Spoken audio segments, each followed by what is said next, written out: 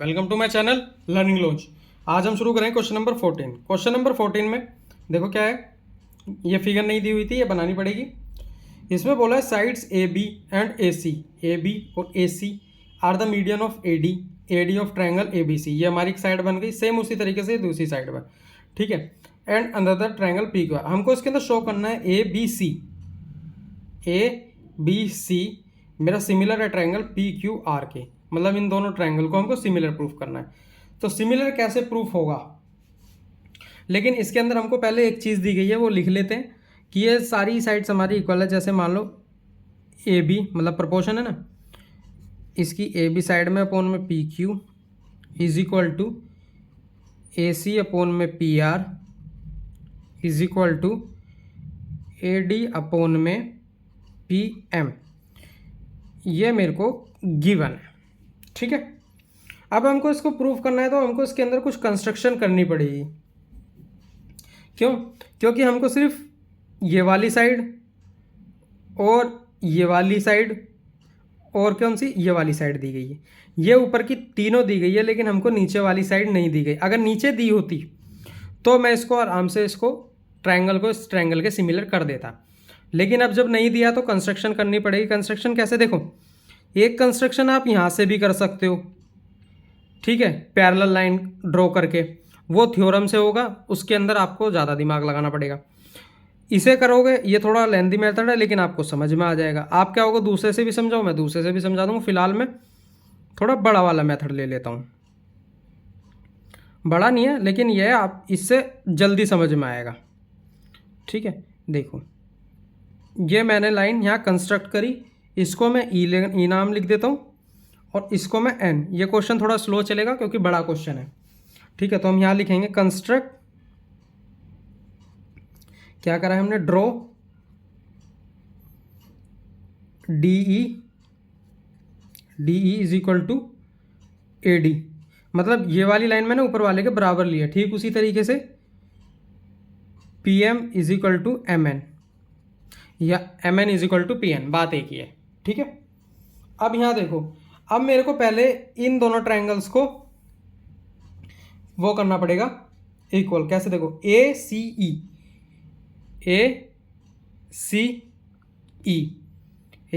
ये वाला ट्रायंगल इसका, और इसका पी आर एन, ये दो बड़े बड़े ट्रायंगल्स हमको लेने पड़ेंगे। चलो लेते हैं। तो हम यहाँ लिखेंगे in triangle A C E and triangle P R N, ठीक है।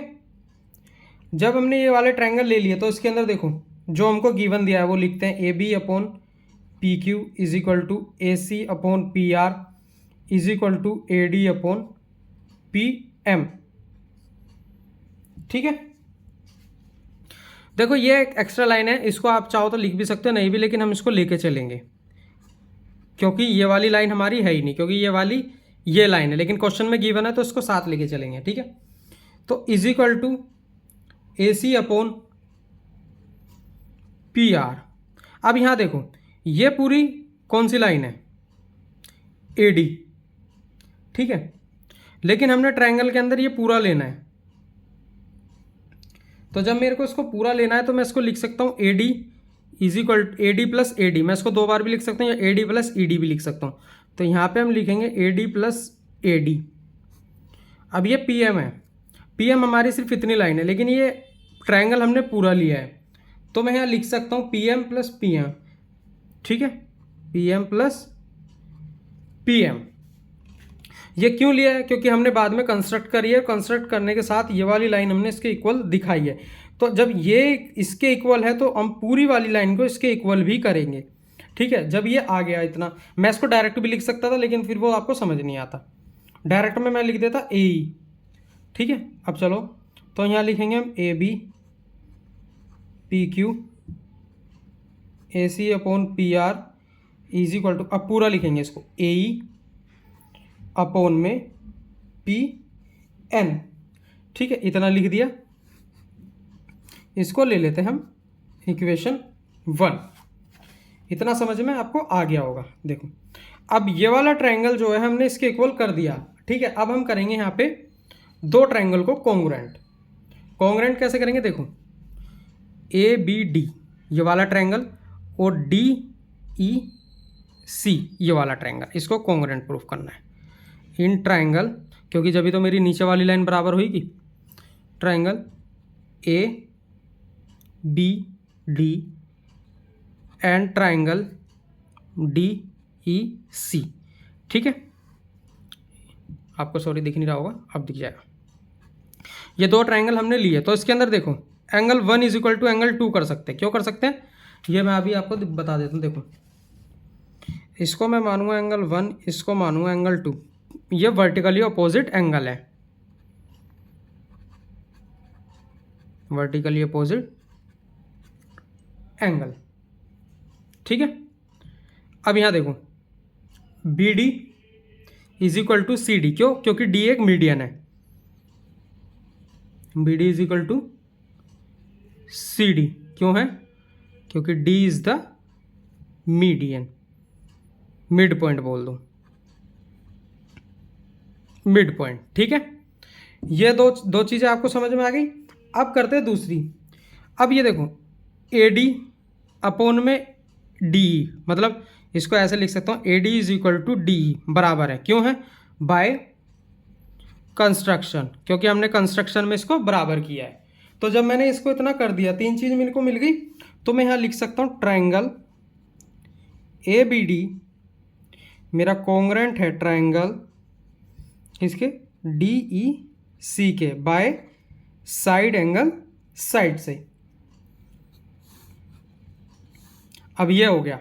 अब देखो जब इतना मेरा हो गया तो मैं ये लिख सकता हूँ कि मेरी जो ए बी है वो मेरी किसके बराबर है, ई सी के, इसके बराबर है। ये वाली लाइन मेरी इसके बराबर है, तो मैं यहाँ लिख सकता हूँ कि A B is equal to E C by C P C T, ठीक है।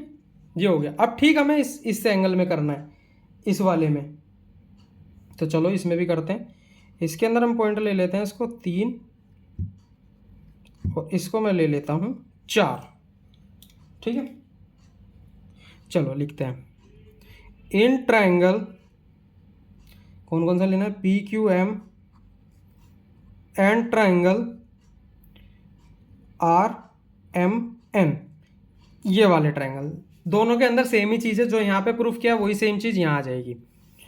तो चलो लिखते हैं angle 3 is equal to angle 4 है, क्यों है, क्योंकि ये वर्टिकली अपोजिट एंगल्स हैं, ठीक है। और मेरी Q M is equal to M R है, क्यों है, क्योंकि M is the mid point, जैसे वहाँ डी था यहाँ पे एम है, ठीक है। ये हो गया। अब इसके बाद पी एम मेरी एम एन के बराबर है बाय कंस्ट्रक्शन। तीन चीज़ इसमें भी आ गई, तो हम यहाँ पे लिखेंगे triangle P Q M is equal to, मतलब कॉन्ग्रुएंट है मेरा ट्रायंगल आर एम एन के बाय साइड एंगल साइड से। अब मेरे ये दोनों एंगल भी कॉन्ग्रुएंट प्रूफ हो गए। जब ये कॉन्ग्रुएंट प्रूफ हो गए तो इसकी अपोजिट साइड्स भी मैं सी पी सी टी से इक्वल कर सकता हूँ। कौन कौन सी साइड, देखो P Q is equal to R N बराबर है किससे, by C P C T से, ठीक है। अब जब मैंने इतना कर दिया, अब देखो इसके अंदर, अब यहाँ लिखते हैं हम, यहाँ आएगा मेरा ए बी, सॉरी आपको दिख नहीं रहा, A B upon P Q is equal to A C upon P R is equal to A E upon P N. मैंने कुछ नहीं, ये भी फर्स्ट वाली साइड को उठाया है यहाँ पे, ठीक है। अब यहाँ देखो, यहाँ ए बी है, ए बी की जगह मैं ई सी लिख सकता हूँ ना, इसलिए मैंने ये कॉन्ग्रुएंट किया है ट्रायंगल। ए बी की जगह मैं ई सी लिख सकता हूँ, बिल्कुल। और यहाँ देखो, यहाँ मैं पी क्यू की जगह आर एन लिख सकता हूँ, क्योंकि साइड बराबर है, ठीक है। तो यहाँ पे मैं लिखूँगा R N, is equal to ये as it is AC upon PR is equal to AE upon PN, ये मैंने कर दिया। ठीक है, अब जब मैंने ये कर दिया तो अब हम मेन क्वेश्चन करेंगे। अब जिसके लिए हमने इतनी मेहनत करी है वो करते हैं। तो यहाँ लेंगे हम ट्रायंगल AEC और यहाँ लेना है हमको सिमिलर, फिलहाल तो ये अभी हमको इसको सिमिलर करना है। AEC ट्रायंगल है मेरा सिमिलर DNRK। क्यों है?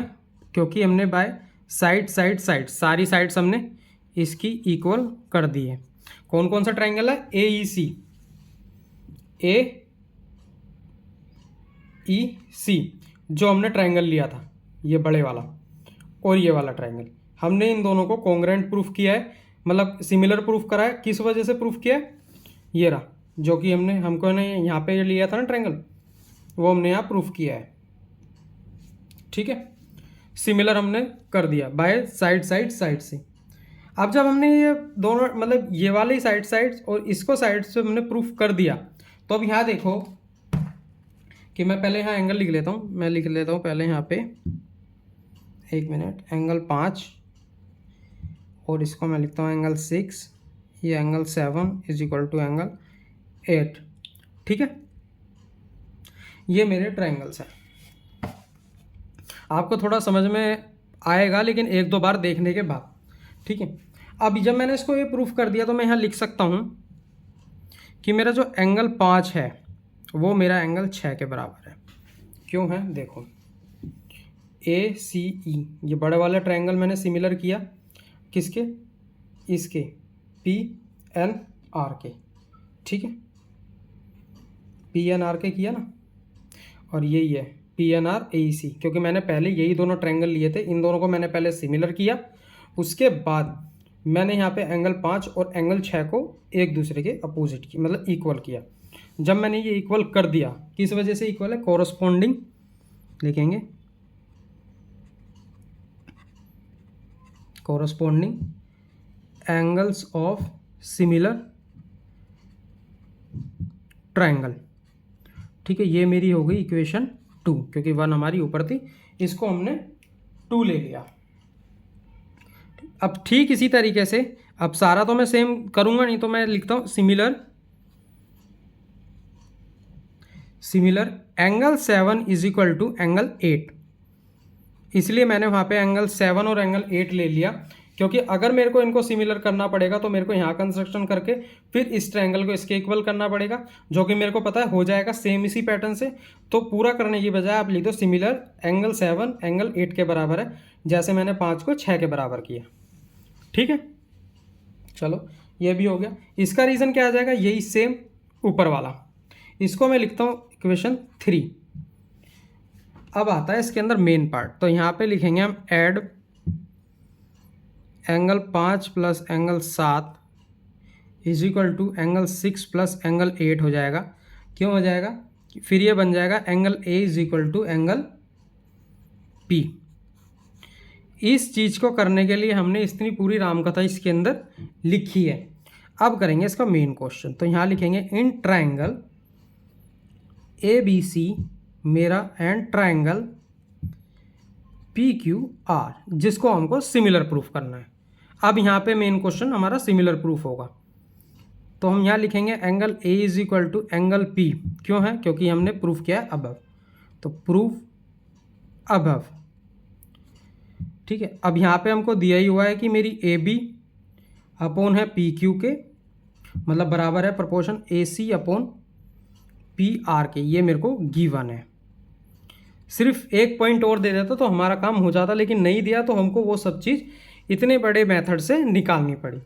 तो हम यहाँ लिखेंगे अब ट्रायंगल ABC सिमिलर होगा मेरा ट्रायंगल PQR के बाय साइड एंगल साइड से, और यही मेरा आंसर है और यही मेरे को प्रूफ करना था। यहाँ लिखेंगे हैंस प्रूफ। आई होप आपको समझ में आ गया होगा, लेकिन समझ ना आए तो उसको एक दो बार ट्राई करना, उसके बाद अगर ना आए या कुछ भी दिक्कत हो आप मेरे को कमेंट करके पूछ सकते हैं, क्योंकि ये क्वेश्चन थोड़ा बड़ा है, ये छोटा नहीं, बहुत अच्छा क्वेश्चन है। ठीक है, ये मैंने कंस्ट्रक्शन इधर से साइड से शुरू करके किया, लेकिन अगर आप चाहो तो मैं यहाँ से भी एक कंस्ट्रक्शन होती है जो कि एक लाइन इस तरीके से बनेगी, उसके अंदर थ्योरम लगती है। आप क्या होगा कि मैं उस मेथड से भी करूँ तो वो मैं भी कर दूंगा, आप कमेंट में मुझे बता देना। ठीक है, बाकी के नेक्स्ट क्वेश्चन नेक्स्ट वीडियो में।